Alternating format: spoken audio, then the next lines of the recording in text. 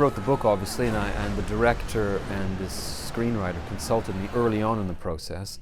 But after that, I let them do their job. And I had no contact with Michael Dana, because after all, the music of a film very much has to do with the screenplay and the pacing of the movie, and that all comes down to the choice of the director.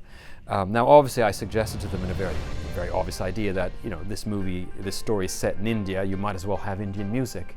And to me, it's not an obvious thing that they might do that. Indian music is rarely heard in American cinema. In fact, Indian stories set in India are rarely seen on American screen. So I was glad that Ang Lee took that risk, both of telling this Indian story and setting it in India and then using Indian music. So I was delighted. You know, it fits very nicely with the story. It's curious to see a story have that many echoes and appear in so many different forms. So, you know, Life of Pi was a book, then it was a movie, and now it's a, you know, orchestral piece. So no, I was delighted, and especially that it was an orchestra that was, you know, in my province. And I'm doing a pre-concert chat, which will be interesting to connect with whoever's interviewing me and with, you know, audience members that might come.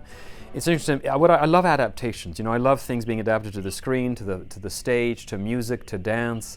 It's not, these kinds of translations are always exhilarating. So I'm really looking forward to it, to seeing how it. You know, I've seen it in the movie, which is accompanied by images. To see it just heard with this full symphony orchestra, it'll be lovely to see the effect it has on me and on fellow audience members. I'm hard at work on a novel inspired by the Trojan War. So I'm going back 3,000 years to this mythical war between the Greeks and the Trojans that Homer celebrated in his Iliad.